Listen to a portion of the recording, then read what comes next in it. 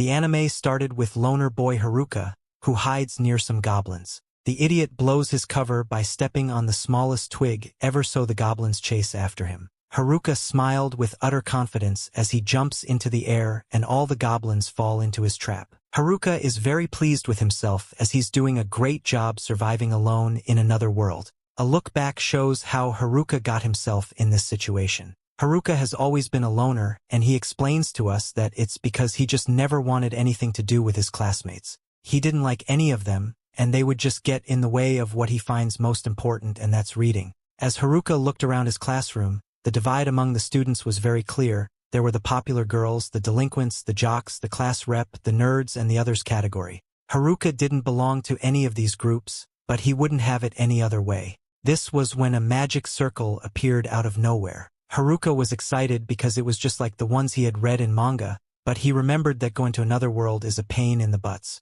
The heroes in the manga always ended up having to be around a bunch of people, but that sounded like torture to Haruka. He tried his best to get out of the classroom, but it didn't go so well. All the other students panicked as the magic circle expanded, but Haruka cleverly escaped through an air vent. Unfortunately for him, the magic circle chased him up there, and he found himself in the generic white void place. How look exactly what to expect from reading so much manga. He wondered where the typical king was and when his daughter, who was beyond the reach of any nerd, would show up. Some old guy frantically signaled to him, so Haruka realized that this guy was some sort of god. It turns out that the teleporting was first come first served, so Haruka's classmates were teleported already and Haruka was left behind. Haruka was allowed to pick his status and skills just before being sent to his new world. A giant board appeared with all the options, but Haruka was disappointed about something. This was the first time the old god summoned so many people, so all of the cheat skills were already taken, and only the worthless ones were left.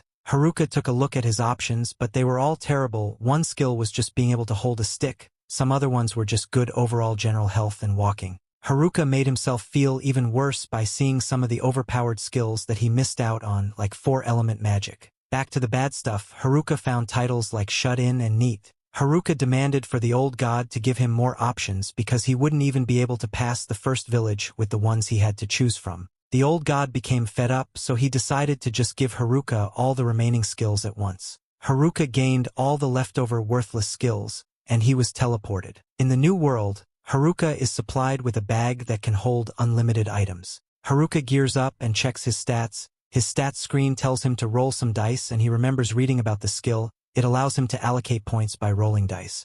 Haruka curses the old guy for giving him such a useless skill, and he rolls the dice. He rolls a double M, but Haruka has no clue what that means. He assumes the worst as he thinks that M stands for masochist. However, his stats screen just tells them to choose which stat he wants to add to. Haruka doesn't think that raw stats will help him survive with his terrible abilities, so he chooses to put the points into luck. His strategy is to completely ignore a balanced build, and instead he will just max out luck. Just then, Haruka realizes that the M stood for max because his luck stat is now maxed out. Haruka surprised when he notices that he has 2 extra skills and C of useless abilities. He assumes that it's because he was summoned alone. Haruki's loner title means that he's the loner with no friends and he cannot form a party. His servitude skill allows him to command others, and it was given to him because of his loner status. That's pretty cool, but it also means that Haruka has to say goodbye to his dreams of having a harem. Haruka wonders where all his classmates are,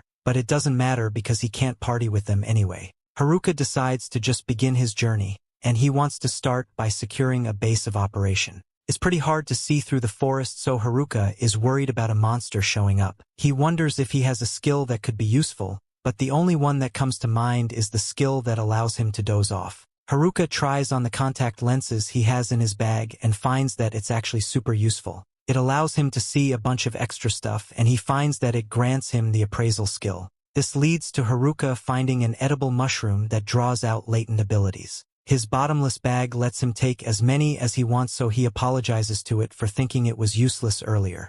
Haruka chugs down some water, but he hears something in the distance. This sound leads him to a cave, and he prays that he doesn't find a monster. Haruka's bag came with a bunch of camping stuff, so he decides to make this cave his base. He uses temperature magic to light some twigs on fire, and determines that the leftover skills are actually pretty useful. Haruka checks his stats again and finds that his temperature magic leveled up, which unlocks fire magic. Haruka worries about what he will do if a monster appears because he can only smack it with the sticker right now, but he just ends up falling asleep. The next day, Haruka wakes to find everything is okay. He has items that repel monsters and his shut-in title protects his living space. Haruka can now use fire magic to start fires, so he cooked himself some breakfast. He had some beef jerky in his bag and he had some of the mushrooms he found the day before. The food is delicious. Haruka is very grateful for his villager starter bag.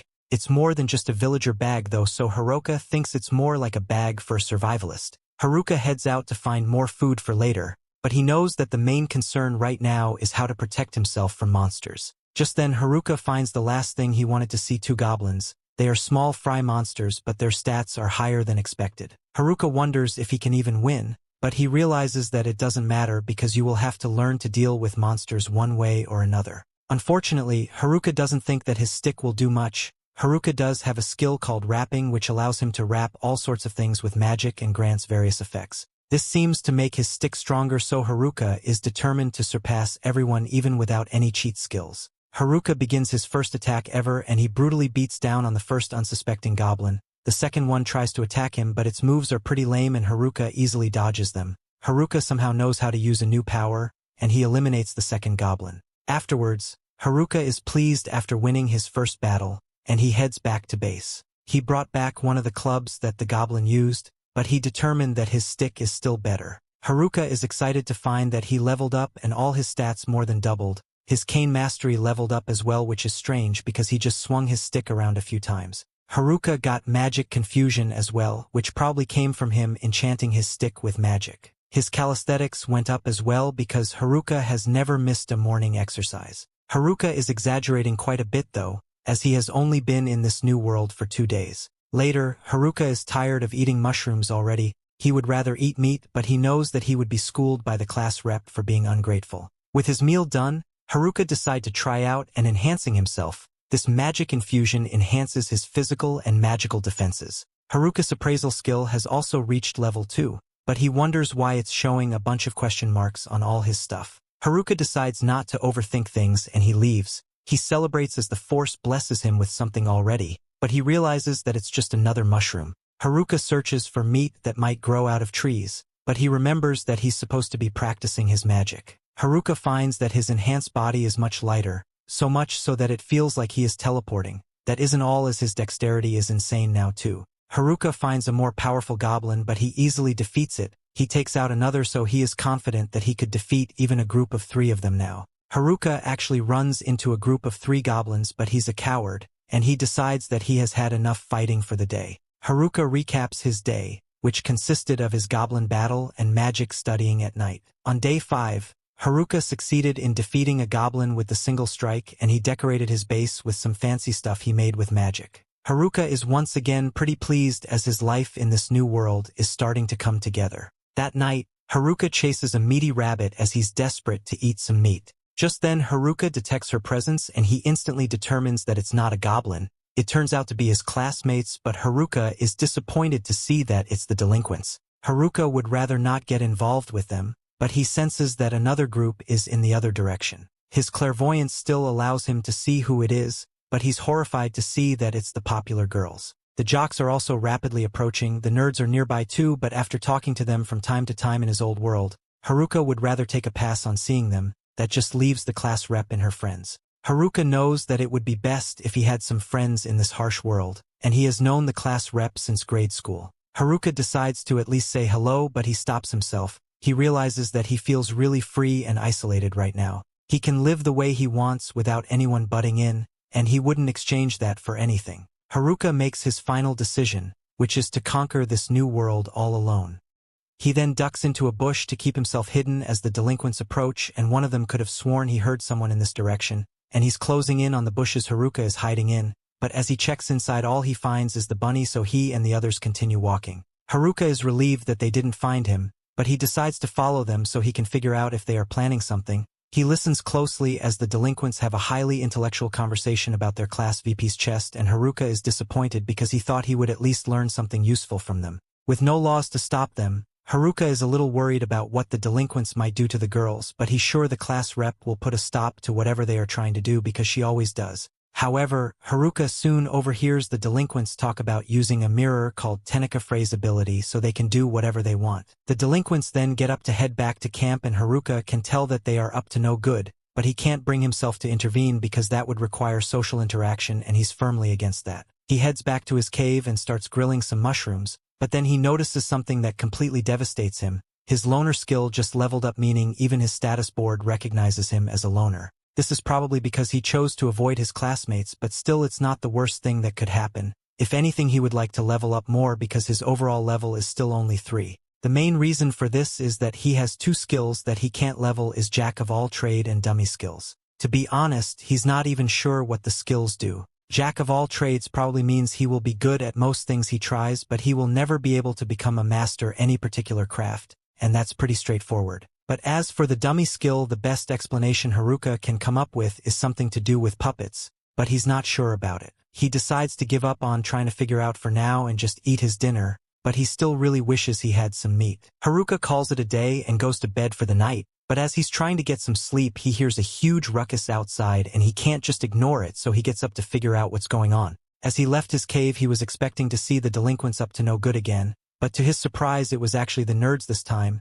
They are currently fighting a bunch of goblins and it looks like they are having a bit of trouble, so Haruka considers helping them out, but he changes his mind once he sees their stats. They've got skills that are way better than his and they are all level 16 while Haruka is still level 3. He figures they'll be alright without him, so he turns to walk away, but just before he leaves he spots 2 goblins sneaking up behind the group and the nerds are already struggling as things are so if they get attacked from behind and they'll be wiped out sure. Haruka is still on the fence about whether he should help them or not, but then he remembers the time the nerds shared their holographic Charizard with him, and he then decides that they are worth saving. He runs out of the bushes with a stick in hand and he easily one-shot both goblins in one swing. He then turns to the nerds and asks them if they are alright, and the nerds fine, but they're shocked to see Haruka out here. Once they've gotten reacquainted, the nerds thank Haruka for his help, but he's having a hard time communicating with them since he hasn't spoken to real people for a long time now. He eventually takes them all back to his place and the nerds are all amazed by how nice the interior is considering as a cave.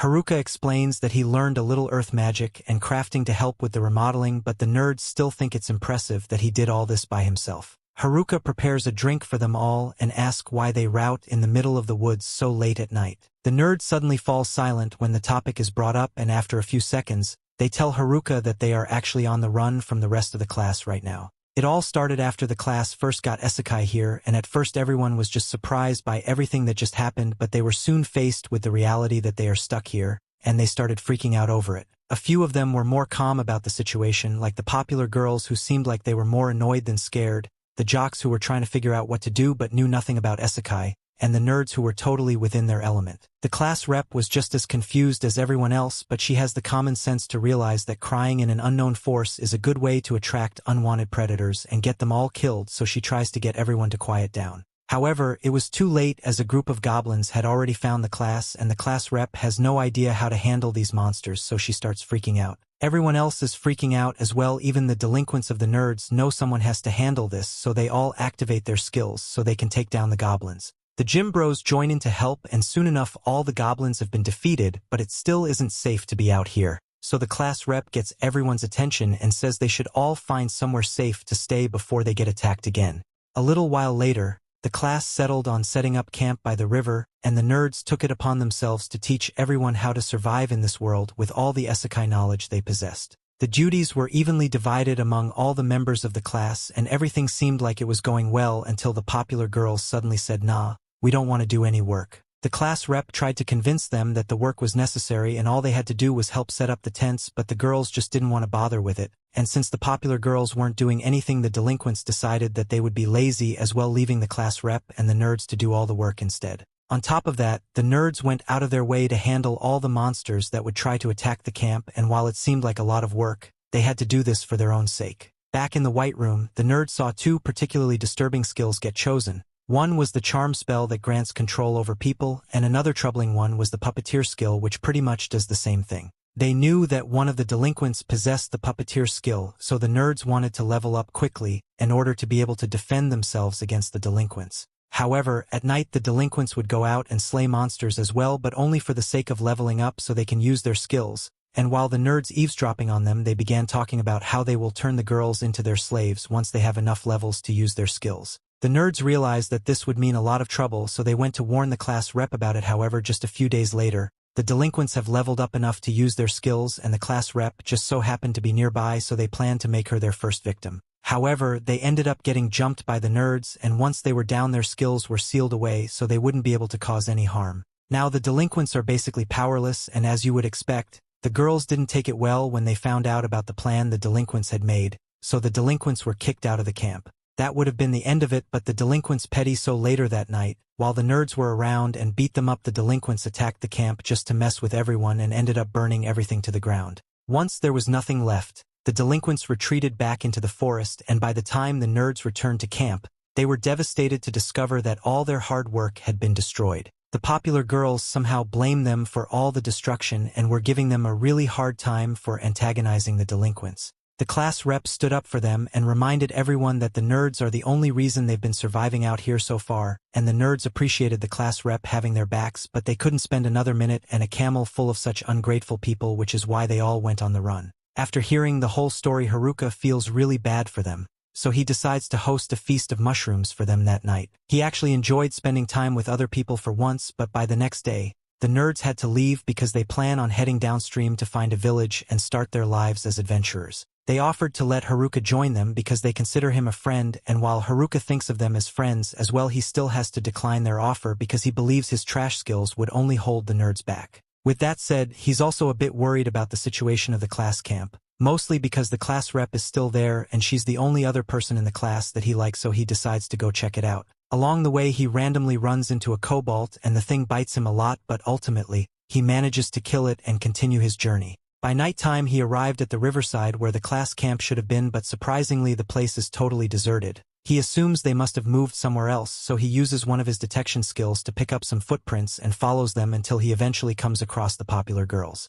Of everyone in the class, Haruka hates dealing with them the most. She tries to turn around and head home, but the girls have already started chasing him. Haruka would have no trouble outrunning them, but he stopped dead in his tracks when he hears them say the word please. In all the years Haruka has known them, please has never been in their vocabulary, so something serious must have happened for them to be this desperate. He decides to talk to them after all, and the first thing that girls do is ask him if he knows where the nerds went. Haruka is hesitant to tell them because he thinks they just want to yell at the nerds some more, but on the contrary, the girls actually want to apologize to them. They now realize how much the nerds were doing for them, and they sincerely want to make amends for the way they treated them. But by now the nerds are alone gone, so there's no way the girls would ever catch up to them. To begin with, they can't make it out of the woods by themselves, and they can't defend themselves from monsters, so how do they intend to find the nerds? He asked them if they have the resolve to do whatever it takes to go apologize to the nerds, but the girls break down crying because they know that they'll die in no time if they are left out in the woods by themselves. They plead with Haruka to teach them how to survive out here.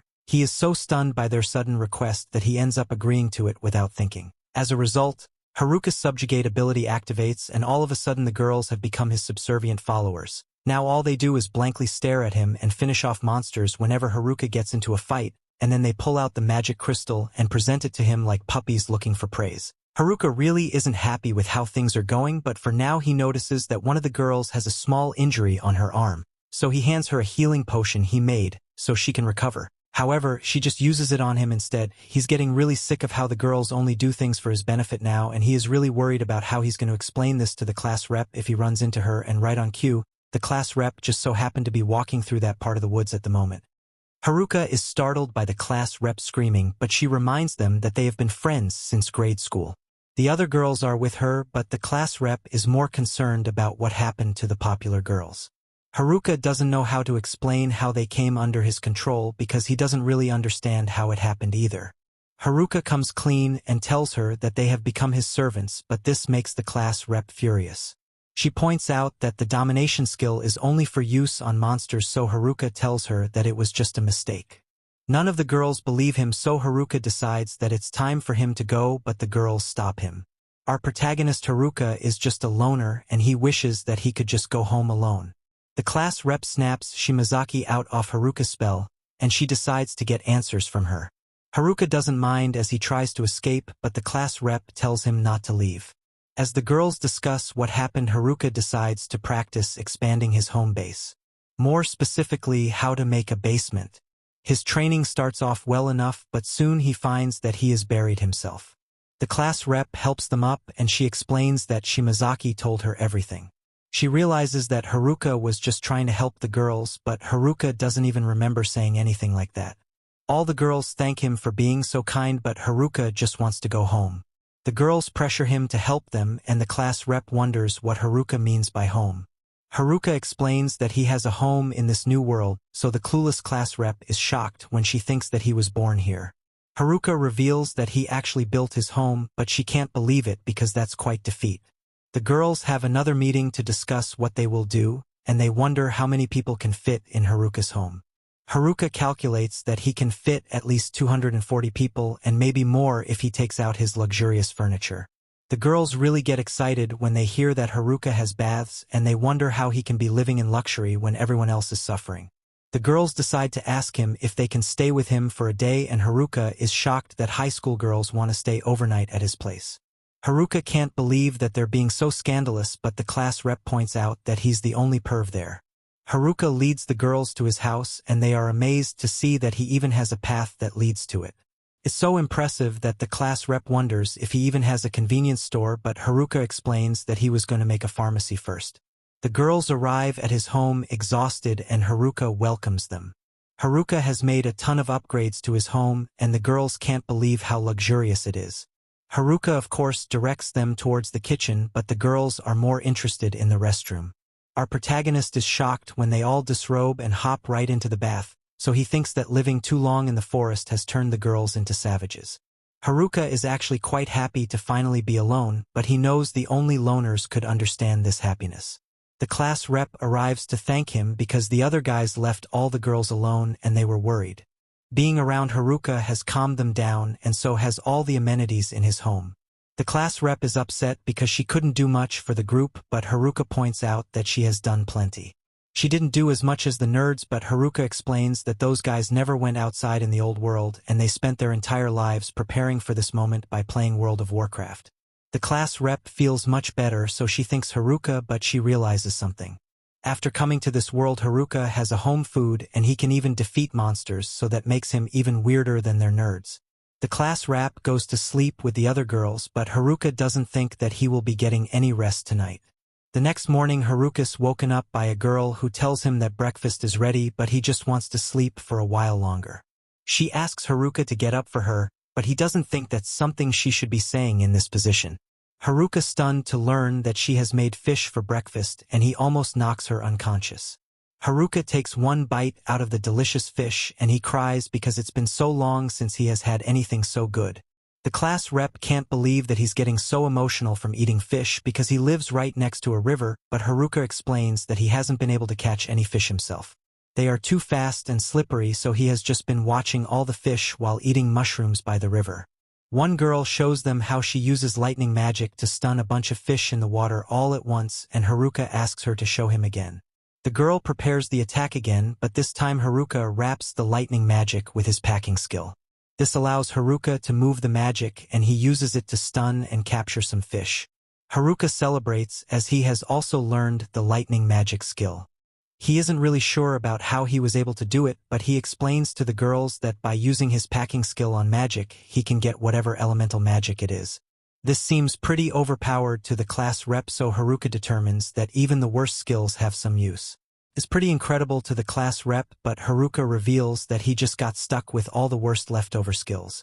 The girls are planning to find a nearby town, but they want to level up first.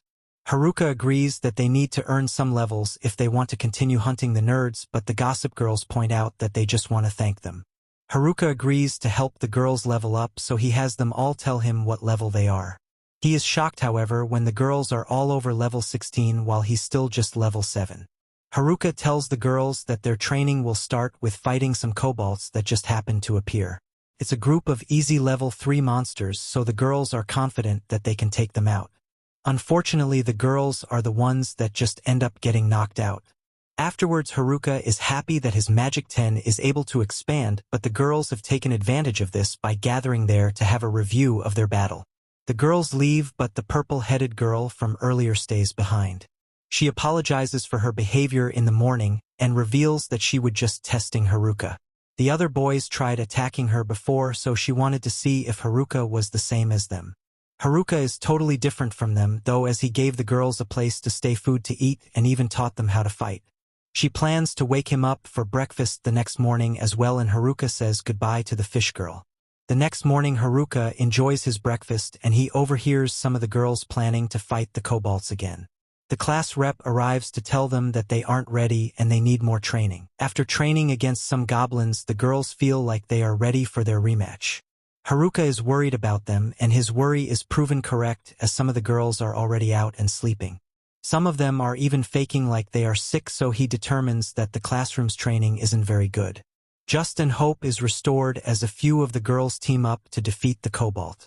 The girls celebrate and tell the kobolds that they won't be losing to them anymore.